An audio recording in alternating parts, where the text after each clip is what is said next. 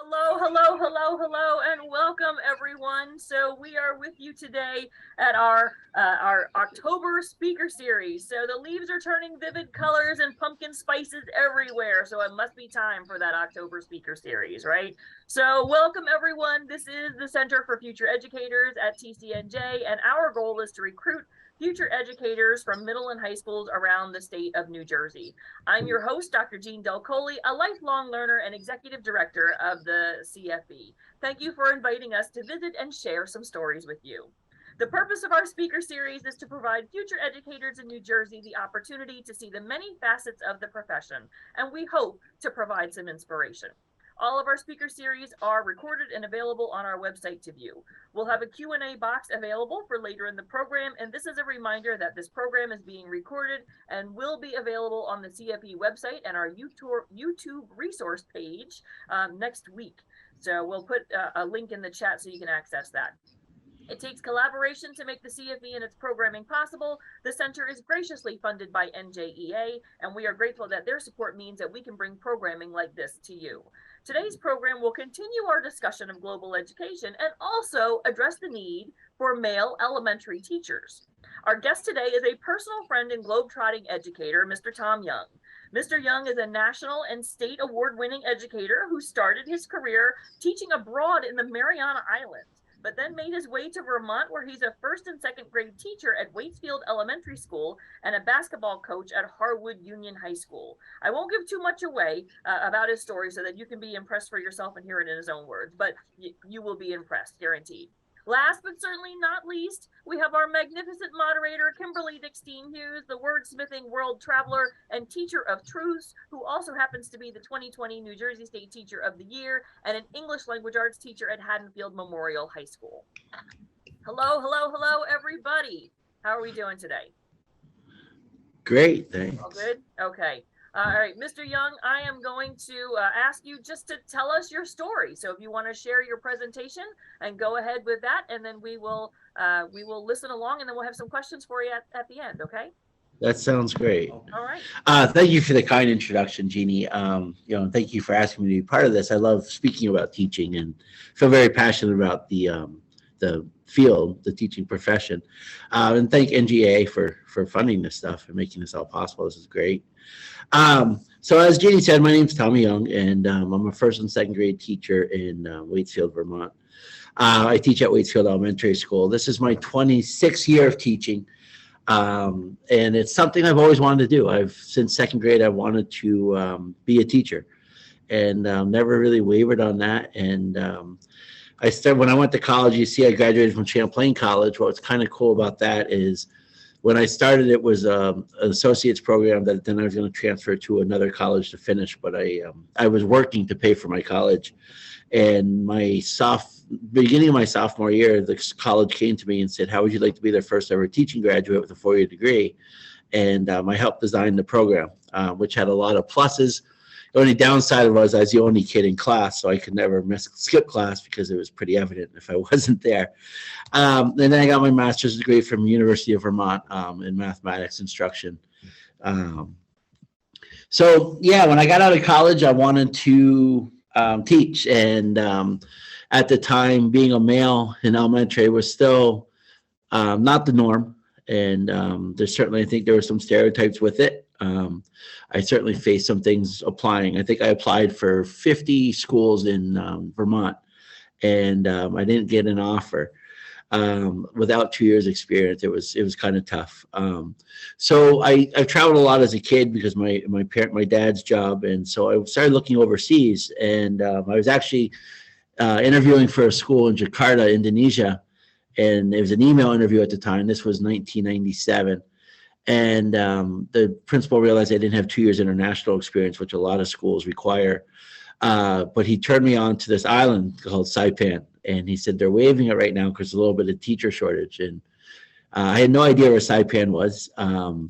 But I looked it up, and it was a tropical island. And I'm like, this sounds like a great way to start my career. So I literally got on a plane and went overseas the first year by myself while my now wife, but fiance at the time, finished her schooling.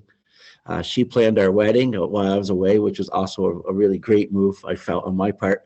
And I arrived to a place that looked like this, that was just absolutely beautiful. Saipan, as you can see, is a tiny little dot on the screen here. It's in the middle of the ocean, middle of the Pacific Ocean. And we had all kinds of storms and stuff. We witnessed all kinds of neat things, cool things, but unique things as well.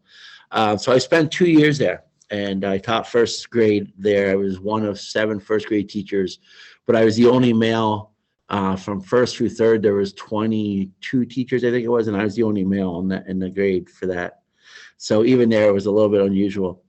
My first school was called San Vicente Elementary School. I had arrived, very excited to teach. School had already started. They were on a year-round system, and they had a paraprofessional kind of running the room until a teacher could get there. And I walked in all excited, ready to conquer the world. And when I walked in, there was a few tables and not much else in the room. Everybody had raided the room because there was no teacher there. And so I quickly, got to work. I talked to my principal, and I started reaching out to local businesses, and I got stuff donated, carpet donated, things, and kind of got the classroom set up to my standard. But I had an incredible experience. My first year teaching, I had 28 kids from all over Micronesia. All of them, I taught in English. I mean, it was like teaching like I do now, but all the kids spoke at least 2 languages. I had kids from the island of Yap, to the local Chamorro and Carolinian kids on the island of Saipan.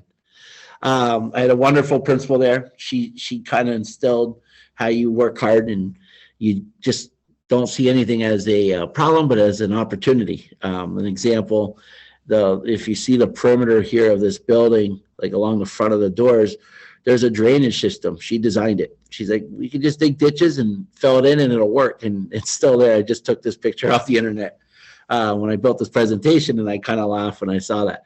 So I got a lot of great experiences there and learned a lot from a variety of people. And it was kind of neat because I've met people from all over the world there on the island to teach, and still in touch today.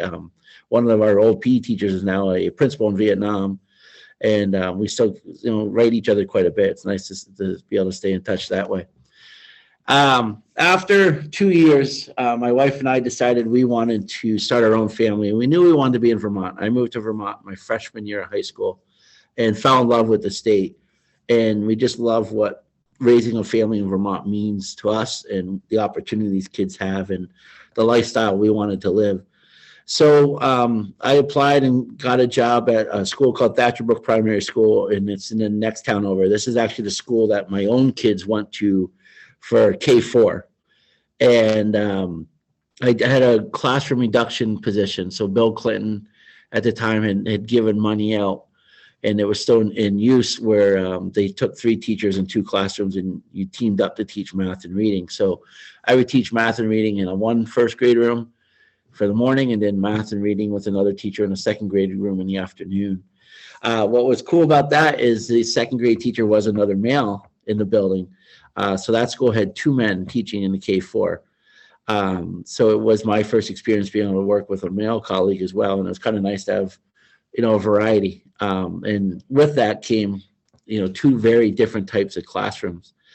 So that, was an experience in itself, because it taught me to be flexible. Like, you're going to think and approach things one way in one classroom and kind of a little bit different in another. And it was so unique of the 2 styles. The end of the year, the principal had come to me and she says, I need to see you in my office. And she said, I just have to ask you, how did you go from this room to this room? And all I could tell her, if you look at this picture to the left, you'll see like a connecting building. And there's 3 main buildings, like the one you see in the center. And so I said, I just walked very slowly down the hallway and prepared myself for the next one. But again, there, I think what was great is it allowed me to get back in Vermont to where we wanted to be. But it also allowed me to work with other colleagues at a fairly young age in my career. And anytime I think you can work and see other people teach, you learn. No matter how good, positive, negative teacher might be, you learn something from everything you see. And so to have that opportunity, year 3 of my teaching career, I saw it as a big advantage. So that was a 1 year position. It was a year-to-year position. And after my first year back, this was 1999 to 2000. So in 2000, a permanent position came up in the town of Waitsfield, where I currently teach. As you can see, it's a much smaller school. It's pre-K to 6, and we're about 140 students. We have a lot have moved up during COVID from people that own ski homes and stuff have come up from Massachusetts and New York. So we're probably closer to maybe 150 now. But it's a one-story building. It still has the old school bell. Every year, the sixth graders, when they graduate, they ring the bell. There's as a symbol or sort of sound of them moving on to the middle school. But it's an amazing school to teach at. I feel so fortunate that this is my 23rd year here. And we have an amazing staff. We have the other 1-2 teacher who was hired the same year I was, which was kind of funny. He also came from overseas because he taught in Taipei, in Taiwan.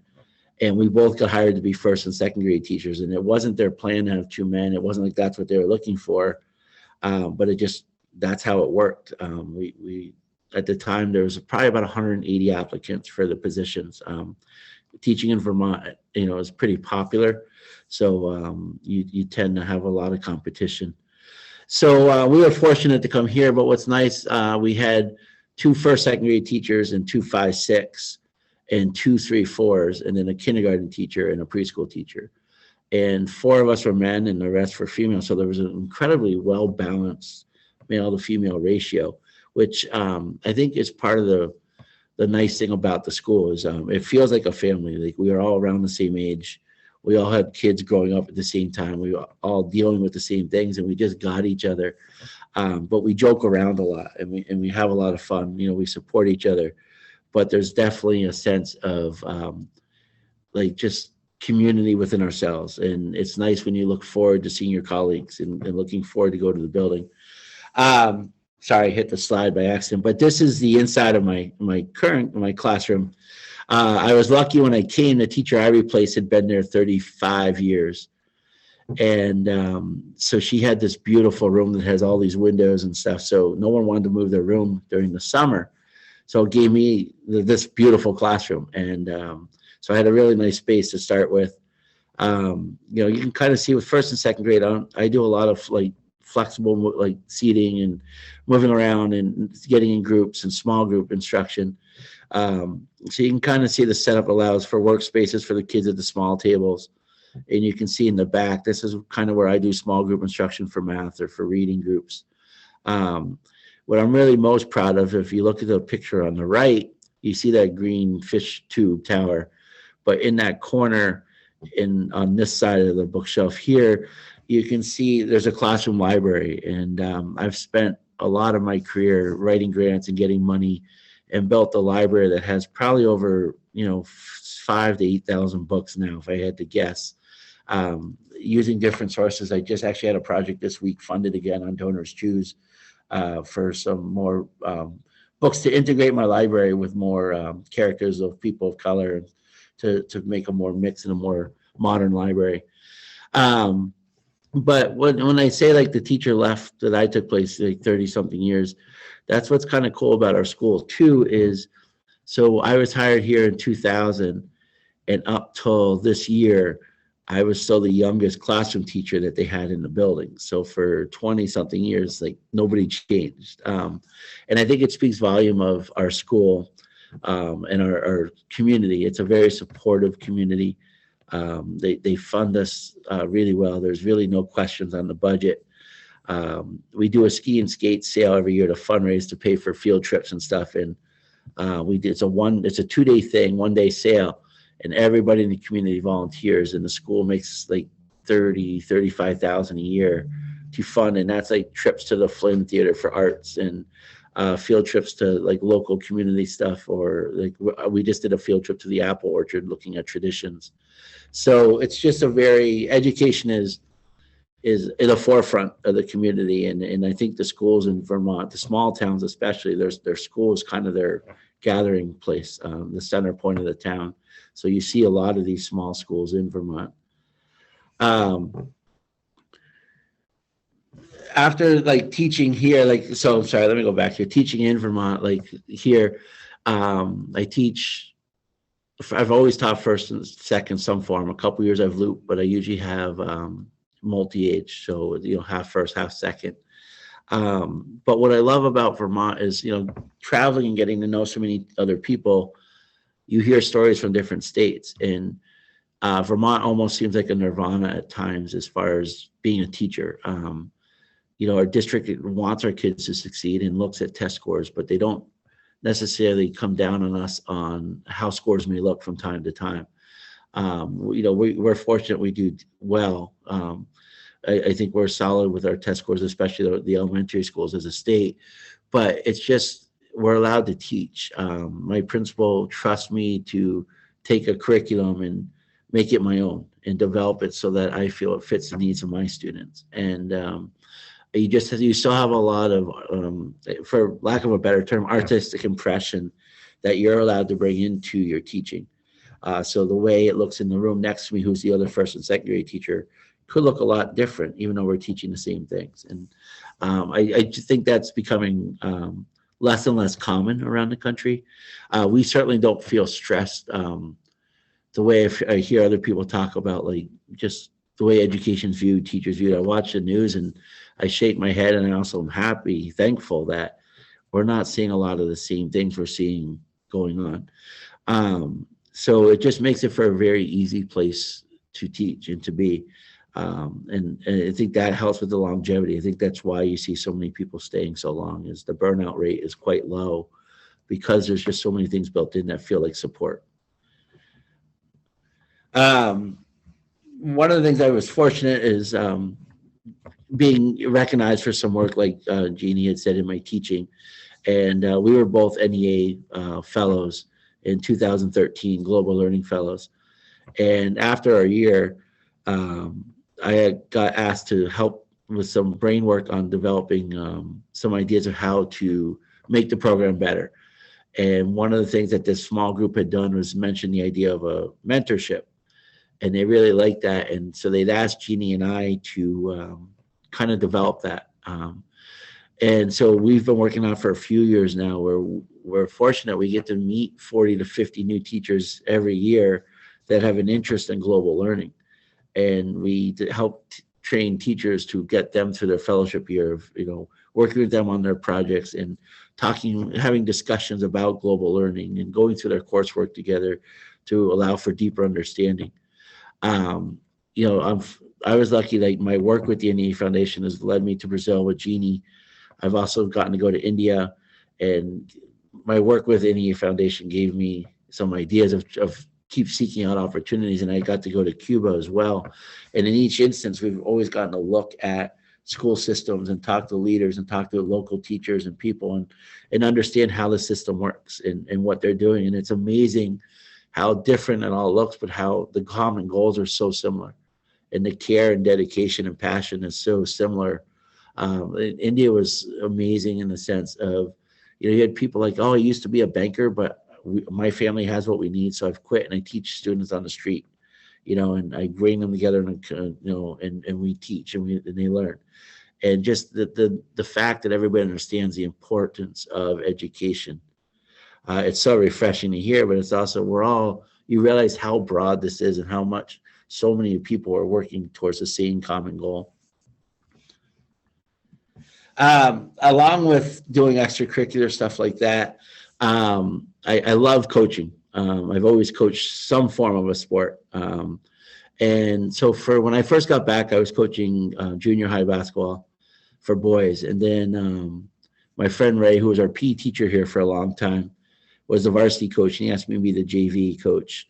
And I did that for like 10 years and really enjoyed it. I find it's a nice break before going home, doing something that just lets you unwind from the day. Then I took some time off to be with my own kids, still coaching younger kids, but not taking on the rigor of a high school program. And a few years ago, the athletic director asked me to come back to take over the girls program because it was going to fold. They just didn't have players. People quit after the first year. So I took it on, and our first year, we were 0-20. And I told the girls, like, we're just going to work. And I started working with our feeder programs. I got $40,000 given to me from people to help improve the program, like buying uniforms so kids didn't have to pay, and new backboards, excuse me, and things like that to just pump some excitement into the program.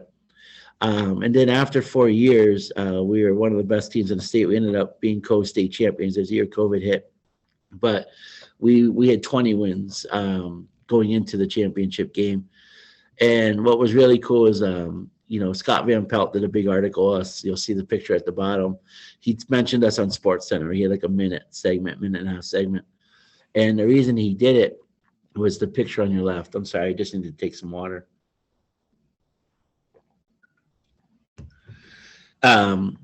The picture on the left was the last, sorry about that. It was the last game played in Vermont before COVID shut everything down. It was our semifinal.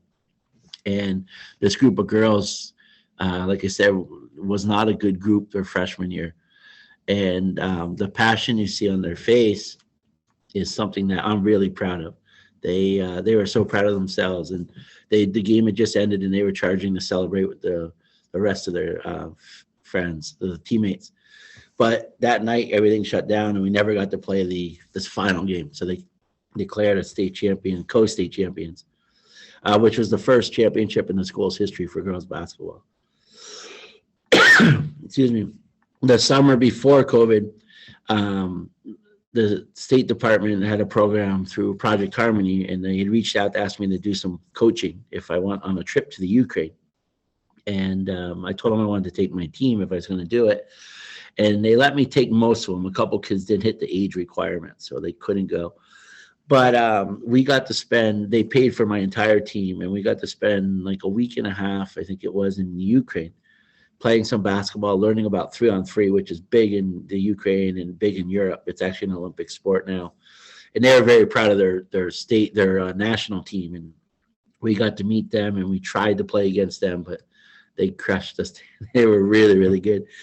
But it was an amazing experience. I mean, we didn't just do basketball. We did cultural stuff. We got out. We were in Kharkiv, and then cities in between Kiev and Kharkiv. And we went to like a summer camp that kids just go to. It wasn't sports related. And we got to have dinner with the kids and spend the day with them. And they talked to us about being kids in Ukraine. And they asked us questions. A lot of them had always wanted to meet Americans, they said. And they were so happy that we would come out to a remote area and not just stay in the city.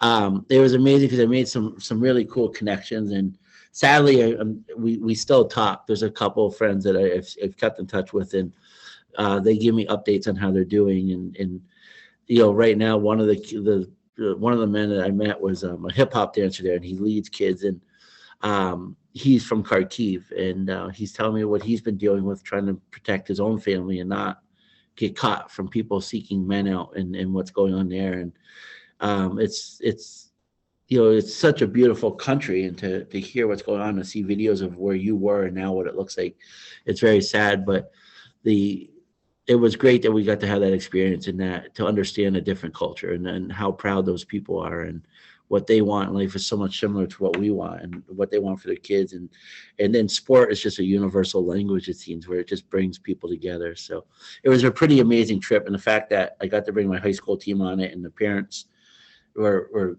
comfortable with it, and they all got to go for free, was kind of a cool thing.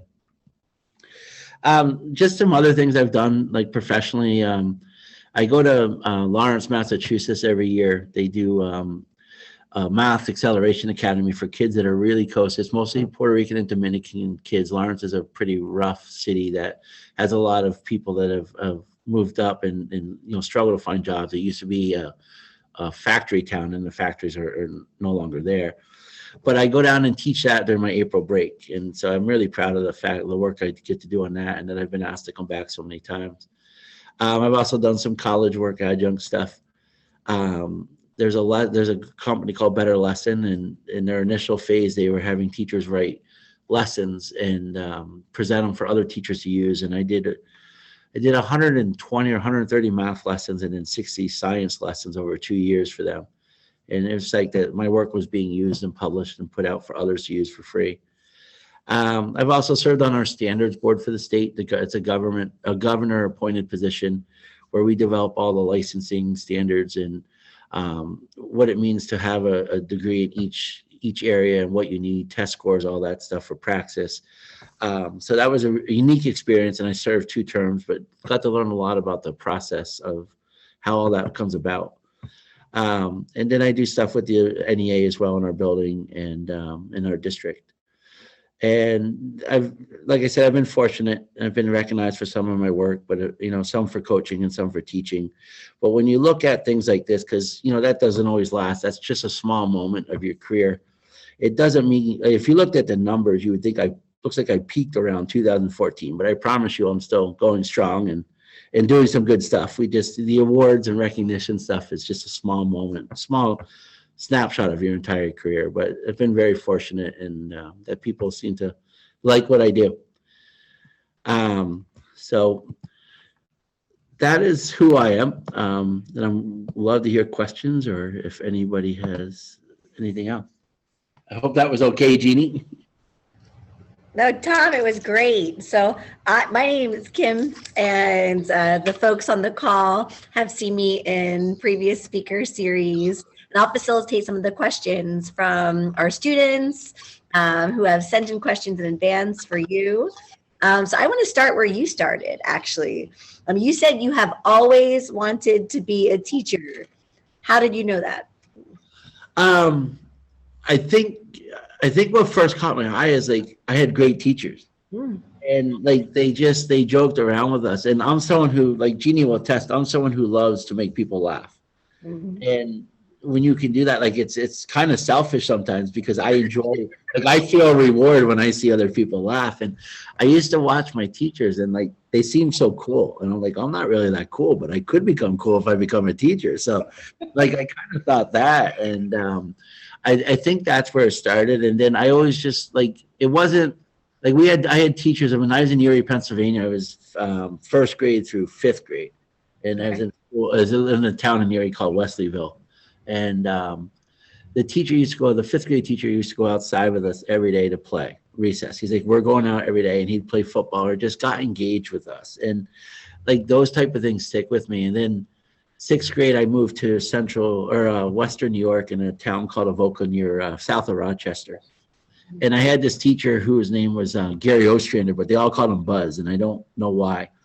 And he used to do things he'd just come in and he talked about his grandmother riding a Harley and traveling the country, and he'd make up these stories. And he'd track her on a map and all this. And it's funny, I used that in here with my own class.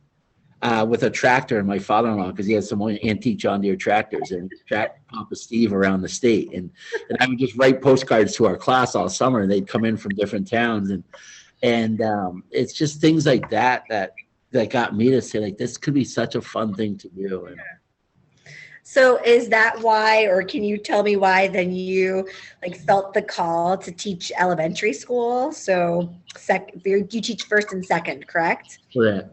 So, I like the fact that I teach a foundational skill, a bunch of foundational skills, but reading something when you teach a kid, they do the rest of their lives, and there's not a lot of things you can do where you say, wow, they use that every day, mm-hmm.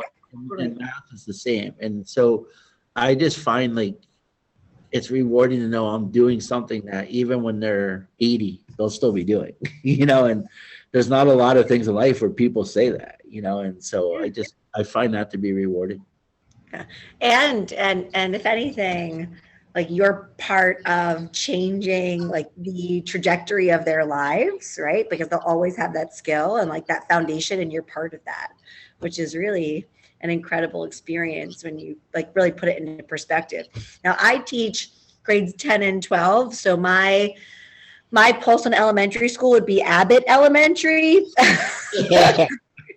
which when I was looking at your classroom, I was like, oh, I'm getting the vibes. I'm really excited. I'm in my classroom. As you can see, the desks look very different at present. So 1st and 2nd. I miss what you teach now. But before you got into a first and second grade classroom in the States in Vermont, you said you were in Northern Marianas, and the Northern Mariana Islands, I knew very little about until being the 2020 State Teacher of the Year. And I became very close with the teacher from Northern Marianas. And so what was that like transitioning to Northern Marianas and then transitioning back home? So like what you knew of teaching and then what you learned from teaching there, because you talked about a lot of that experience, but not about the transitions. So, first year out of college, your first job, you're super excited. Yes. But island people on an island, there's island, they call it island time, and it truly everything's on island time, and you don't know that as like someone from especially the East Coast, where we're doing this, and this, and this is how it's going to be. So I had actually applied for the job in May or June. And let's kind of get into what like this was like. So, and I didn't tell my fiance that I was looking for jobs overseas because I didn't know anything was going to pan out. And then I didn't hear anything. And then all of a sudden I got a phone call, and they had interviewed. They said, "Could you come out to? How close is Vermont to Oregon? Could you come visit us? Where we have a recruiter?" And I'm like, "It's pretty far." So they did an email interview, but then I heard radio silence for like 2-3 weeks. And what happened is a typhoon had come and wiped out everything for communication on the island. And so then all of a sudden they called her like, "Could you be here next week?" And so I had to tell my fiance that I was going halfway around the world, but it would be okay. And I'll be back to get married next year. Just trust me. And so she stuck. She believed me, which was good. And but no. So when I got there, like the first night, my principal, like my first night sums up what it's like being on this, like transitioning to this place. So I show up, like I flew from Vermont to New Jersey, New Jersey to San Francisco, San Francisco to Hawaii, Hawaii to Guam, and Guam to Saipan. So and you cross the date line and everything. So it's a pretty long flight. And so I get there at like 10 at night, and you're flying over the ocean, and all of a sudden there's just a little patch of lights, and that's the island you're flying to. And I land, and it's an outdoor airport like Hawaii. You'd expect like Hawaii or something. And there's a hustle and bustle of people getting off and all these cars picking up. And I'm standing on the curb, and everyone pulls away, and there's nobody to pick me up that's supposed to be there. And it's like dark, and I have like no idea where I am. And all of a sudden this pickup truck pulls up, and he's like, "You're a teacher, right?" Because I was a white guy. He knew I was there to teach. And I'm like, "Yes." He's like, "Get in." And I'm like, "Well, this is either going to end quick for me, or this is going to be get to where I need to get to." So I ended up, he was a husband of a principal at another school. And he was a great guy. I ended up renting an apartment from him. But I get to the hotel, and my principal calls, "Oh, sorry, I slept." And she goes, "I'll be there tomorrow at 9:30 for breakfast." And like 11, she showed up. And so when I got there, she saw my watch, and she said, "You need to take that off. We don't use these here." And that was kind of my introduction to island life. And when he was driving me from the airport, he just said, "We have a few basic rules." He goes, like, "Don't try to come in and tell us how to run our government." He said, like, "Don't get involved in the politics. Like, you're a guest here." And then he said, "And if you get invited to a party, go, because it's super offensive if you don't go to parties." And I'm sure you're the person you met talks about parties on Saipan, because they celebrate on islands. They celebrate everything big. Like first birthdays are a milestone. Yeah. Because it used to be so hard to get to the first birthday. So, so that was kind of like the transition of learning to just, it's not going to be what you expect, and to just kind of go with the flow. And I think it helped me. Like if you can adapt to that, it made it a lot easier to teach here. Some people would get really burnt out, feeling like they call it island fever, where they were just stuck. And I had a blast. I had such a good time. But I think it's that flexibility that he explained to me, and just knowing that allowed that. Well, I think that's what you said. Even one of your first lessons was like, be flexible. Yeah, you can't say that enough in teaching. Yeah, no, absolutely. And this idea of opportunity versus like a problem. And I thought that was so powerful for anyone listening and looking back on this, the idea of looking for opportunities and not necessarily problems. And I think that's really an important takeaway. So you're in Saipan, you come back home, and now you are back in a school system in Vermont, and you're sort of discovering yourself as an educator. So now after your 26 years, you talked a little bit about your style, like that you have the flexible seating and a small group and the workspace. But what does a day in the life look like in Mr. Young's classroom? Hopefully you're seeing people laugh. Like I want the kids to enjoy coming to school. We have our routines. I use like responsive classrooms. So we have a lot of that's type of structure in place. But what you see is like us enjoying learning and having fun with learning. Kids, I think that's what I love is, I mean, do something for this long, you have a reputation, in a small town, you hear about it. Like, everything people are saying. And I love my reputation because people say kids just love being in here. And that's how, like, I think you see kids working together, you see small group, you see kids willing to take chances because it's an atmosphere that supports that. And it's not just from me down, it's us together. It's a very cooperative classroom. But you see like different stuff going on just so that you're hitting the kids with what they need. The differentiation, like in a straight grade, your differentiation of students is from here to here. Mm-hmm. When you have a multi-age, it doubles. So you have a wide range. And I love the challenge of that, but I think the kids appreciate that they're being pushed, but they're being pushed at the level that allows them to be successful and not just feeling like they're being left behind. And so I think that's like when you walk in, kids can tell you what they're doing and why they're doing it, but they're seem to enjoy doing it. And it's not that they love everything I do. Like there's some kids that don't want to write, but you find ways to engage them in writing, and so.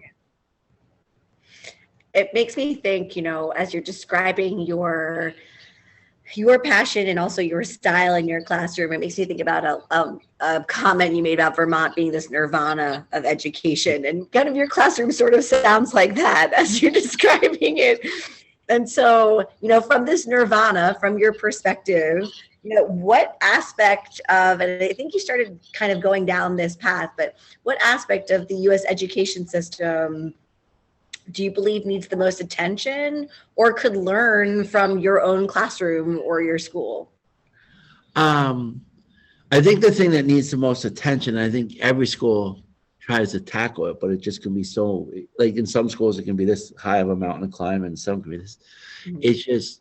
It's that tier 2 kids, those kids that, like, we have a lot of support for like a tier 3 and, protected by with IEPs and stuff, but that's the tier 2 kids are the kids that fall through the crack. They don't, and I think you probably see that a lot more as by the time, if they go through 8-9 years of that, then they get to you, there's so many gaps in what they need. And then you're trying to figure out how to fix that out, but I think, funding on, like, it is always funding for education, but I think an emphasis on that tier 2 stuff, like not just saying we know this is a group that we need to identify and work with, but really commit to it. And I think if we do that, we're going to see everything change in education. You would see test scores all going up. You would see kids motivated more because the support's there that they need. And then I think the thing that kind of goes hand in hand with it right now is just the need, like education and culture right now is mental health, the need for mental health counselors and helping kids coming off pandemics and parents coming off pandemics and kids dealing with the family dynamics because of pandemic. The mental health piece is a serious crisis. And I would love to see that be addressed as well. I think that's not just an education problem. I think, like I said, a society problem, but I do think it's something that goes hand in hand with what people are seeing in behaviors and stuff in kids. Yeah. What maybe some of our listeners might benefit from knowing is, like, what does it look like for interventions to happen for first and second grade for elementary school? So I'm lucky because we have an interventionist who taught my daughter. So my kids went to a different grade school in middle school, and they go to the high school that my kids from my school I teach at go to. So they all meet up in high school. But her old 3rd and 4th grade teacher is now our interventionist. Mm-hmm. And she and I both did the same master's program in math. So what I love is I can teach in a unit or lessons and give an assessment, and or she'll do a pre-assessment for me, and we see where kids are. And then so when she comes in the first 15 minutes of class, we design booster groups for kids based on what they need. So for some it might be pushing, some it might be just solidifying an idea, and some it's, if they're not doing it, figuring out what underlying skill they don't have, and then working on that skill to get them caught up instead of just pounding them with the same thing that they're not ready for. So it's great because we meet once a week and we look at the work from the week and we design next week's booster stuff. And so I'll run the whole class with doing an activity, and then she's pulling kids 2, 3 at a time, but they're getting exactly the specific stuff they need. And then the way I teach math now, I just changed it a few years ago, is I set up stations so that I teach the lesson 3 different times within an hour and 15-minute block, so that it's the same thing. It's for kids that are at the level, above the level, and the kids that need some basic skills reinforced to understand the concept. And I think those things have allowed intervention to happen, and that's what it looks like in here. I think that's so important for future educators to understand, is like how much thought and intentionality there is at the K to 5, but like K to 2 level. Like there's so much happening at the elementary school level and primary schools that we might not be aware of. You know, we go through these stages in our life, but as educators, I'm listening to you and I'm just like, wow, this is incredible. And just having those resources available are essential for student success. And I think that's mutual too. Like, I mean, I think when I look at high school teachers, I look at middle school teachers, I'm like, wow, that's impressive that you can do that. And I think that's what happens when you see good teaching, is you're impressed. The amount that goes into good teaching is yeah, you're impressed and inspired. It's like the mutual admiration society. Like we're all a part of that as educators. Well, I'm also inspired by you do a lot of things beyond your first and second grade classroom. So let's talk basketball. Let's go there. And so I'm really impressed with the 0 and 20 record that you started with, and then where you went from there. So I just want to know, like, what was going through, and you gave us a lot of detail about your motivation to coach girls basketball and the positive influence it has made on your career. But what was going through your mind that first season, and then what's going through your mind when you were in the Ukraine, like that shift? Yeah, that's good. So the first season, like, you knew you weren't going to change the high school, let's juniors and seniors. Like, you can't fix in 2 years to get them.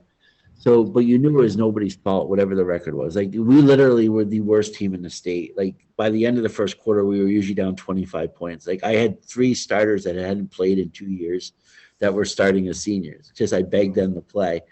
And then, so I knew I had to get going with the younger. It's kind of the same thing. Like, you can't complain about it. You got to see what the opportunities are. So instead of complaining about the problem, I knew you had to start with the young kids, and that was the future of the program. So my oldest daughter, who was playing, and she's a runner. She runs in college. She was not a good basketball player, and she decided to stop, which was good because I didn't want to have to bench her and then deal with that when I got home. But I paid her $10 a player in middle school if she could recruit kids to play. And she is someone that is relentless with recruiting. So I immediately built up my middle school program with participants, and she got some money out of it. So I hope that doesn't violate her NCAA thing with running. I don't think it will. So there's allowance. Let's go with that. So, but I started with the 5th and 6th grade group, and who are this year seniors going in, and we're gonna have a really good team again. But I knew, like, I've picked every coach every year from 3rd grade up. So I don't have people that aren't coaching for the right reasons in my program, because I want kids to not, like, when you ask them to commit to something, it's time. And so I want them to enjoy it and have fun and want to keep playing. I developed a scope and sequence from 1st grade up, so every coach can read and see what skills they need before they work on the next. It's just like teaching. I did the exact same thing. You're looking at underlying skills.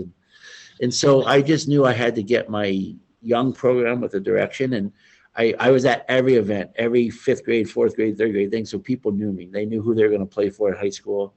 I'm actually this year, along with my varsity team, I'm coaching one of our 5-6 teams that does a special league on Sundays, so that as an assistant coach, I don't want to be the head coach, but I just want to connect with kids, get them to know and like teach. Like that's what I like about it. So the motivation from 120 was just to like not sit there and complain about that, but be like taking a lot of people like Tom Harwood doesn't win basketball. You're not going to be able to do this. And like, I love when people tell me I can't do something.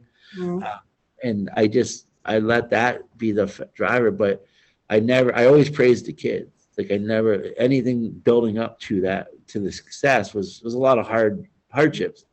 But they always knew I supported them and had their back. And as long as they gave their best, that's all we were looking for. And I think that's what changed the culture. Like we're now the hardest team to make at the high school because we only take a few kids a year and a lot of kids want to play. So It sounds like a lot of like futures thinking went into it, like focusing on individual futures and the collective future, as opposed to something conceptual, which I think. Yeah, for sure. And even now, like I still connect with my younger grades because they're the next people coming up through. So it's never done, and you always have to think about, you have to see it as a program, not as just your high school team. And I think that applies to also your classroom and at any level, like thinking about the futures, like of each individual and the collective, right? All that possibility and opportunity that you have with each individual, like each student, which is exciting to see like how that translates between the classroom and then the court, and then also between like you teach elementary school, but you also essentially do teach like high school and all grades, if you think about that reach. So any future educator listening is that you have opportunity wherever you teach to also be a part of other students' lives in that way. And I think it's great, like, because not only do I worry about them during basketball, like when they do other things, if they're in a play, if they're a spring sport, a fall sport, you go to those things so that you show you care about them. It's not just your player, it's a person that you care about and you want to, and I think that goes a long way. I think it's, to answer your second part about when I got to the Ukraine, it was kind of surreal, like, especially like, so we're there and, they're high school juniors and seniors. So you want to give them some independence. Yeah. But I was just like looking around, like, who would have thought, like, we're like the tournament we played in March. So 2 of my girls teamed up with 2 boys from Maine and they did the 3-on-3 tournament. And there was about 4,000 or 5,000 people watching the game. Wow. This all-day tournament, and we were on the news. Like I had to be interviewed about Ukrainian basketball and what I thought, and our team beat the youth team from the Ukraine, and like wow. It was so much fun to watch, And We have a question from one of the listeners about the spaghetti dinners before the games. Oh, so with my group, especially the first year, they didn't know how to be a team. They didn't do any, like some sport teams had, they always have like dinners before games with the players all host it. So I would just make pasta the night before a game and they'd come over after practice. And, the first couple were kind of quiet, but by the end, it'd be like, the end of the season, they'd be staying there till like 11:30 at night, all chatting. And I'm like, all right, guys, we got a game. You got to go home. And so it was a way to start a culture of you can gather and have fun and be like, you don't have to be best friends, but you can be a unit, a group outside of practice and games. And so it was a way to just start that connection. So, and we're Italian, my dad's side of the family is Italian, so pasta's our thing. Well, I think pasta night sounds great. I mean, and as you're talking, I'm sort of thinking, you have done so much. We haven't even talked about what you have done with the NEA and some of your travels with the Global Fellowship. But I'm just wondering, like, how do you balance family life? You talked about coming home to build your family and all of these things that you do. How do you strike that balance? I've got my family as a priority. There's only one event that I missed for Julianne. Her senior day for cross country was actually the day of our fellowship training. Jeannie and I were in DC, and they'd switch the dates of the meet that they usually do for senior day, and that's it's funny, I know exactly what I missed because it's the one I missed. I don't remember all the ones I made, but family's always been my priority and I won't sacrifice all that. I think I'm fortunate that my family, for some reason, we can all function on 4 or 5 hours sleep a day. And it's been that way since I was like 15. And so I do a lot of stuff at night. So I don't miss dinner. Like I was always part of that. And then when people go to bed, I would start working. So I think that's one way. But now, like, your first few years, you're living in your classroom. Then there's like 3 to 5. You're taking your classroom home with you, but you're home on the weekends, and you're planning. But then you get into a good enough routine where you can balance it. And it's funny because I mentor teachers I have a new teacher in our building this year, and I'm mentoring her. And one of the first things, we meet once a week, and I always ask her, so what have you done for yourself this week? What have you done to hold your, social emotional well-being balance? And I told her that, like, if you want to do this 1 year, we don't have to have this conversation. But if you want to have a career, we're going to talk about this a lot. And so I think it's just trusting yourself that you can walk away and take care of yourself, and that you'll be good enough the next day. Like, there's always something you could be doing more, because it never ends, but you have to trust that what you're doing is what these kids need. And so I think that's been it. It's just trusting myself and just knowing that you don't get family time back. You don't get time back with your kids. And I didn't want to look back and say I missed that. So I think that's how I've done it. I'm writing these things down as life advice for everyone. I mean, you don't get time back. I mean, so true. And you, with your time, not only have you had multiple student teachers, and you just talked about one, but you also co-lead the NEA mentor program for the Global Learning Fellowship. So what does it mean to you to be a cooperating teacher or a mentor in any of these programs? The mentoring itself, like, just because I love the profession and I love talking about teaching, I don't feel like you won't hear me complaining about teaching. So I love giving that aspect, the positive side to things. But I'm honored. I think if someone says, like, wow, like, we like what you think and we want you to share that with others, that's a positive thing. With mentoring teachers in the building, it's nice that people trust that you can guide them, but not, like, Jeannie always says, I got this phrase from her, so I want to give her, like, you're not trying to create mini-me's. And that's, that's what I like, is that people trust that we're not just saying, they know that I don't have the view that the way I do it is the best way. It's the best way for me. And you have to develop your own style. So I like that. The mentorship for the NEA Foundation, I like that we had an idea, and I love the fact that Jeannie is my other person with me, because I think we team well, but her knowledge and my knowledge have just made this an easy thing. So it's a lot of time, but the way we work and our knowledge and the way we communicate with each other, I think it makes it fun. And I think it's just something I'm proud of that we built from ground up. And it's a very popular thing within the fellowship program itself. And you've worked with educators from across the country, including New Jersey, right? And Jeannie, what have you learned from your work with educators across the country? So you've talked about you as mentor. What have you learned from those interactions? I think, like, what I like is just a different perspective that you hear on the same things. Like, if you meet someone from Minnesota, it's a different part of the country, Yeah. And so I like that, like, Vermont's not a very diverse state. So when you can hear diversity through working with people, it makes you a better person, a better educator. So that's what I like here, is just, like, perspective, how people are dealing with something where they are. It may not be relevant to my region specifically, but there's some similar things there. And so I like the variety of perspective, and based on cultural stuff and based on regional stuff. Well, I have two final questions that kind of come from that are provided by our students. So given your experience as a mentor and then learning from others and that perspective, what's the most helpful tip you have for students aspiring to be a teacher, and how did it help you? Well, I say go for it, first of all. You're going to go into something. What I would say is, it's easy to get to college and say, well, I'm going to do this and this, but that's all I have to do and then stop. There's so many opportunities in college and even your first couple of years, like take advantage of it. Like if you can get extra placement hours in, or you can observe other teachers. Like I love observing peers and talking to peers because you take something away from every conversation.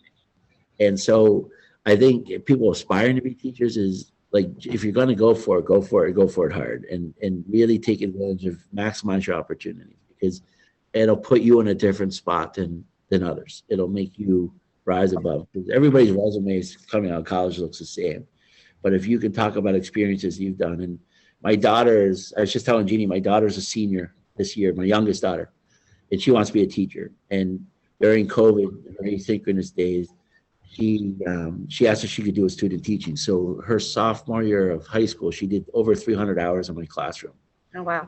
Set it up. And I said, that's going to separate you from other people applying. Like, so I liked it. It was something she did on her own, and I got to observe her teach, and I was like, wow, she's going to be able to do this. Like, she's not wasting her money. And so she took advantage of that opportunity. There was a time to do it, and she's like, and I think, the high school kids that she's connecting with, they have so many opportunities. She tells me things that they're offering. Yeah. But I'd say, like, when you can have those offerings, jump all over them and say yes to everything. Yeah, I would say yes to everything. That's something teachers do well. Yeah. So final question, Tom. In your 26 years of teaching, what is one ideal or moral that you try to live by every year? I think the ideal, like, I'm going to go back to the positive thing, because I set goals with my principal. I'm like, I will not complain about anything. I'm going to come in, and anything I'm frustrated with, I'm going to tell you I'm frustrated, but I'm going to find the positive, how I'm going to deal with it. And if you want to do something for a long time, you want to enjoy it. And if you find yourself in year 8 or 10 or 12, because I think about like people complaining, like, when I told people I was going to teach, my parents' friends were teachers, and they're like, you don't want to get in. This is a bad time. Teaching's changed so much. And, I wouldn't let my kids do it. And I'm on year 26, and I'm letting my daughter do it. And I think it's partly, I've been fortunate in areas I've been in, for sure, but it has to be how you view things and how you approach it. So I think make the most of it and just be positive on things it kind of guides me. And then you got to laugh. If you don't laugh. I'm with you. I'm taking that with me, Tom. Find the positive. Find the positive. Well, thank you so much for giving us a little insight to your really interesting trajectory through a profession you knew you would enter, and all that you've done in this field. And we're now at the portion of our interview where I hand it back over to Jeannie with our final round of questions. I'll take that. Thank you so much, Kimberly. You're welcome. And one thing I heard, Tom, as you were talking is, again, the idea, and Kim will confirm this, representation matters. So we've done a couple of our speaker series now where people were involved because they saw or didn't see specifically other people like them in school. And you talked about your early elementary years, your middle school years, where you had positive male educators in your classrooms that you were like, this dude is cool. And so, like, why I can do this. This is cool, right? And so that, I think it really does make a difference. So when we talk about wanting to recruit males to be in the early elementary grades, this is why, because we want to inspire we want people to see themselves. We want representation throughout schooling of all different kinds of people. We want to see diversity, so that way kids are able to look at you and go, he's really cool. I want to do that, right? And grow up and want to be a teacher in the future. So thank you for setting the positive example. You and your counterpart, first and second grade teacher, the other man in the building. So it's so cool that you loop with your kids, that you have the same group for 2 years in a row. And it sounds like all of your grades loop. So 1, 2, and then 3, 4 loop, and then 5, 6 loop. They're actually multi-age. There's been a couple years we've looped, but this year I have 8 second graders and I have 9 first graders. So the 8 second graders will go, then I'll get half the kindergarten group coming in. So you always have half returning, and like for the second grade year, then yeah, so it works. But we share math. He teaches second grade math, I teach first, because they find you can't co-teach those grades. Like everybody seems to split for math. Oh, what a cool model, right? To make that. It's a lot of fun. Yeah, and the kids really get to know and trust you over time. So building those bonds and setting those early skills is really, really crucial. Well, it's nice too, because when you have a sub, you can just say, just let the second graders do the jobs and just sit back and don't get in the way, and you'll be fine. You know, so a very easy subject. They know what they're doing, right? Yeah. All right, Tom. So we have arrived at the part of the interview where it's a rapid fire question and answer. Don't think too much about it. But we ask the same questions of every speaker that comes on our series. Even Kim had to answer these at one point. So all right. Fire away, Jeannie. You ready? Here we go. All right. So, and remember, we're PG-13. Okay. What is your favorite word? Favorite word, spectacular. What is your least favorite word? Organic. Because it's abused. If you could have any superhero power, what would it be? Flying, for sure. What was your favorite subject when you were at school? Social studies. What subject or grade level do you wish you taught? Exactly what I'm teaching. All right. What grade or subject level would you not want to teach? 7th and 8th. What sound or noise do you love? On the beach, the waves on the beach, for sure. What sound or noise do you hate? People humming. It just freaks me out. Oh, that's good to know. I won't do No, that. do not do it, Jeannie. If someone were to play you in a movie version of your life, who would you want it to be? Oh, Vince Vaughn, for sure. What profession other than your own would you like to attempt? That's a good one. I think I'd be a lawyer. I think I like to try to debate things because I like watching people like mess up and you stay calm and prove your point. Folks laugh too much. Actually, you're right. I think I'm going to change it. I think stand-up comedian would be fun. I can see that. I can definitely see that. All right, last one. If heaven exists, what would you like to hear God say when you arrive at the pearly gates? Turn around, you're 5 years early. Hey, nice. That's a good one. All right, so Tom, I will see you this weekend in Washington. We have our National Education Foundation, National Education Association Global Learning Fellows who will be gathering for the first time for this year. So we'll be doing some training with them over the weekend in DC. So that promises to be a great time. So thank you very much for being with us today. We really appreciated having you here, and thanks for answering all of our questions. Just a couple of announcements before we go. If you're attending the NJEA convention in November, check out our booth next to the TCNJ booth and come by and say hello. We got some swag. We'll give you some chapsticks, some little magnets, some pens. Come by and say hi. You can also join us for our speaker series on November 15th when we will meet the newest New Jersey State Teacher of the Year, Christine Gertain, a biology and earth science teacher and director of authentic science research at both Toms River High School North and South. So we look forward to seeing you then. But until next time, take care of yourselves and enjoy the falling leaves and the pumpkin spice. And we will see everyone in November. All righty? Thank you all. Yeah.